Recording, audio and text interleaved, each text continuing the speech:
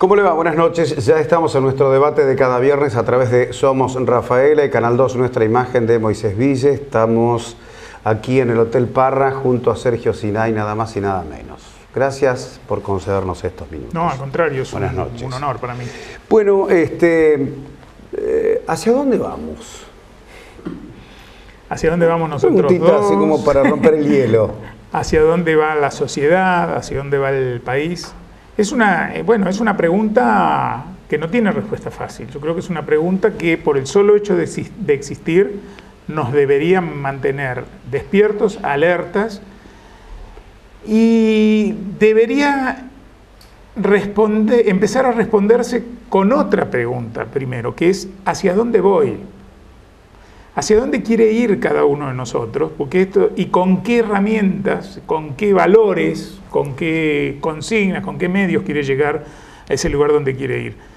Porque de eso, de la forma en que cada uno de nosotros, hablemos de los que somos habitantes de este país, de la forma en que cada uno de nosotros responda a esta pregunta, va a salir la respuesta general, digamos, ¿no? Es decir, ¿en qué tipo de sociedad quisiera yo vivir?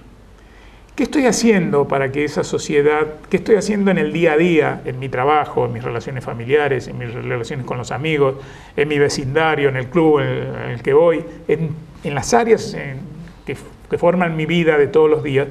¿Qué estoy haciendo para que esta sociedad se parezca a la sociedad en la que quiero vivir? Porque yo creo que la sociedad que cada uno anhela, o la sociedad que podemos anhelar en conjunto, se construye desde cada persona. Es decir, así como un organismo, el cuerpo humano, empieza por ser una célula y después se le suma otra que conforman los órganos y finalmente todo el cuerpo, también las sociedades se hacen desde las personas y van a tener la tonalidad, la finalidad, digamos, el modo de vínculo que cada persona le vaya dando en el día a día. En este sentido, yo creo que esto es importante de subrayarlo, porque nos devuelve nuestra condición de protagonistas que a veces olvidamos y nos quedamos esperando, cuando no estamos conformes, que venga alguien y lo cambie. Claro.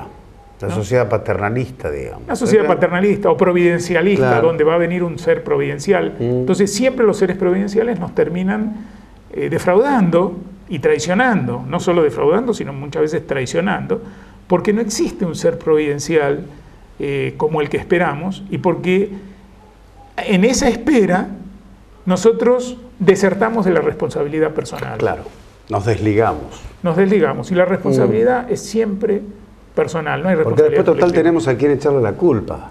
Claro, eso, el que no se hace.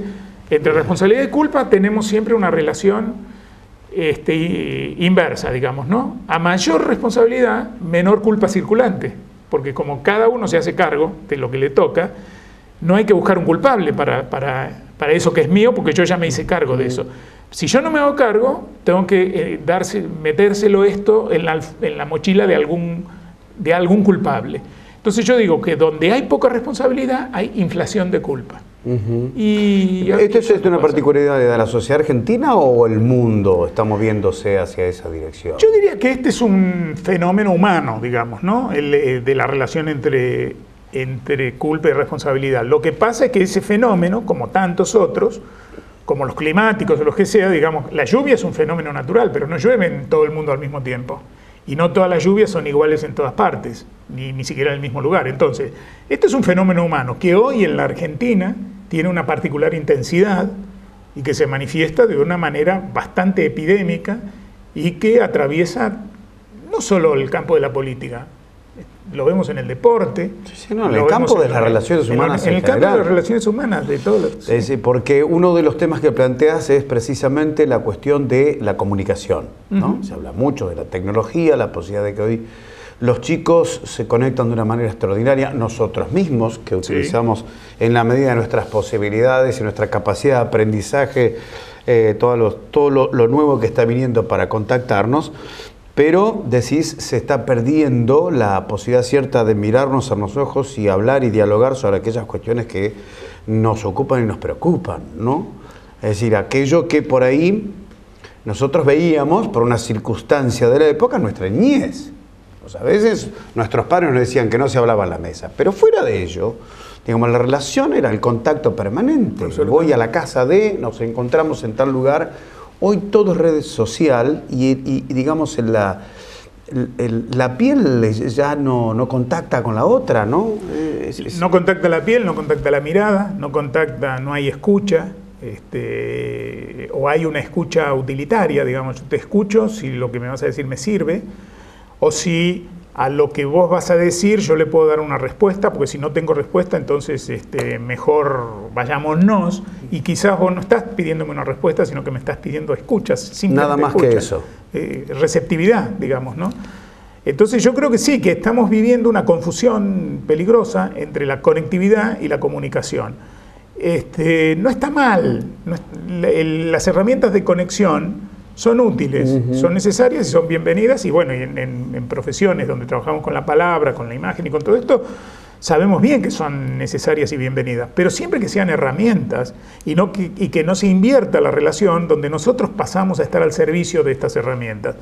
En una desesperada carrera por la actualización permanente, no sabemos por qué, ¿para qué? Sino simplemente para estar actualizado. Yo veo también la necesidad de salir del anonimato, ¿no? Facebook tiene mucho que ver con eso, Twitter tiene mucho que ver con eso. Sí. Uno se saca fotos por cualquier cosa, hace un video por cualquier cosa y aparece enseguida, que está muy bien en cuanto a la posibilidad cierta de intercambiar información con aquella persona que nos merece nuestro afecto, la relación familiar. Pero hoy es a toda hora y en cualquier momento y cualquier cosa. Sobre todo esto último. Cualquier cosa con tal de salir del anonimato. Aunque me deje en ridículo eso que voy a mostrar de mí. Pero siempre, Oscar Wilde decía, el escritor inglés en su época, mientras escriban bien mi nombre, no importa lo que digan de mí, ¿no? Pero él lo refería a los otros. Claro.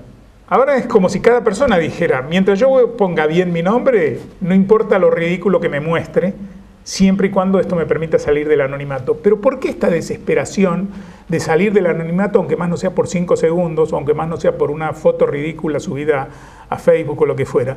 Porque parece que mucha gente no está segura de existir.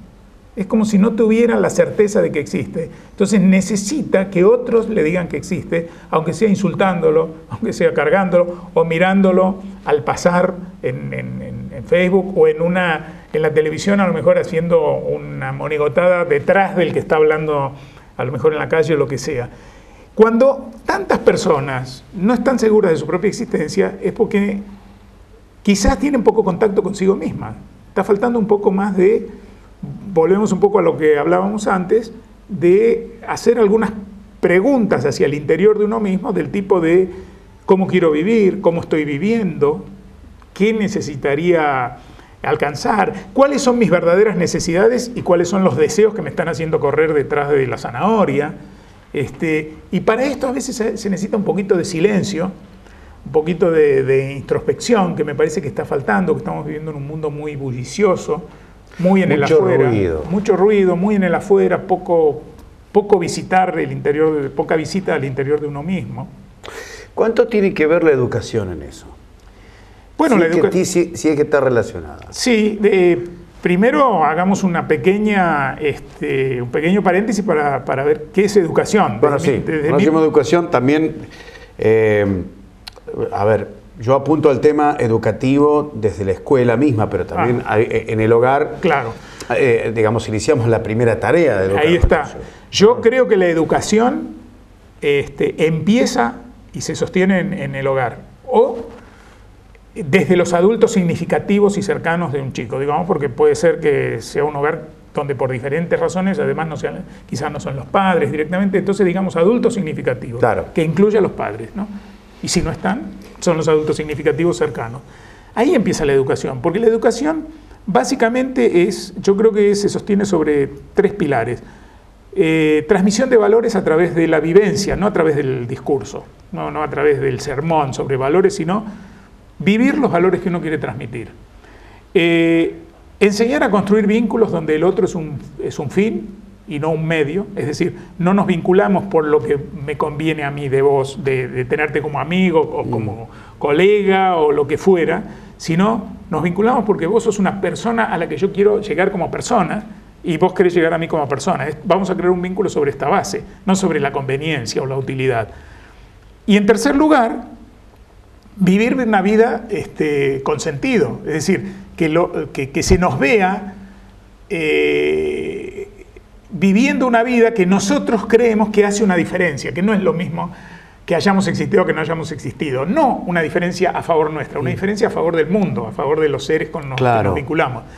Cuando un chico ve a sus padres viviendo vidas de este tipo, que eso se transmite, porque una persona que siente que está viviendo con sentido transmite algo muy diferente del que, aunque esté lleno de cosas o de éxitos externos, está disconforme con todo, con la existencia.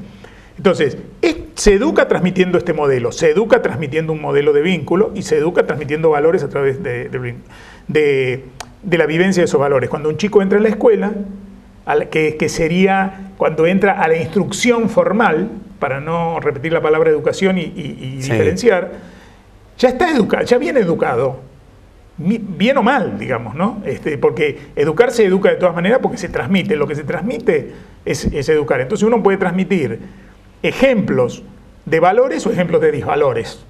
Uno puede transmitir ejemplos de un tipo de vínculo o de un vínculo utilitario. Entonces los chicos ya entran educados en un lugar irreemplazable que es la escuela, porque la escuela socializa, y esto no lo puede hacer ningún ámbito que no sea la escuela, donde realmente hay un encuentro con el diferente, donde realmente se convive en la diferencia pero con un fin común, se entrena para el mundo, se informa, todo esto. Entonces, escuela y hogar son socios que no se pueden separar y que son necesarios y complementarios y que hoy están enfrentados.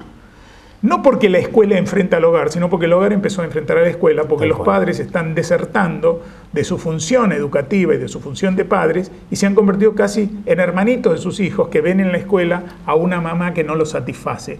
Más allá, y de esto podríamos hablar un programa entero, de las falencias de la escuela. Claro. Que son hoy en día graves porque la escuela está en un momento de crisis y de transformación necesaria. Sí, aparte desde el mismo gobierno en estos días se ha minimizado de alguna manera el tema de la calidad de la enseñanza.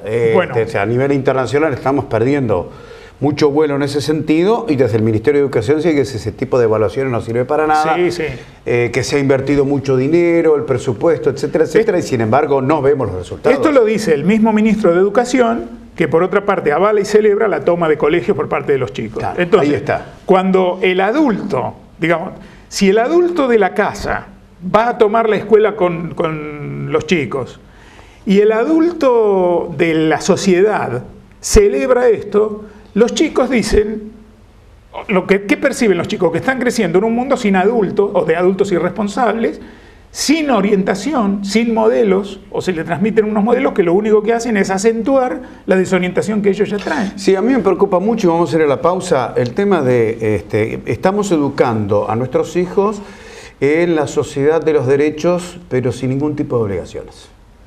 Ese es un tema esencial. Interesantísimo. ¿Lo charlamos un ratito? Ya volvemos.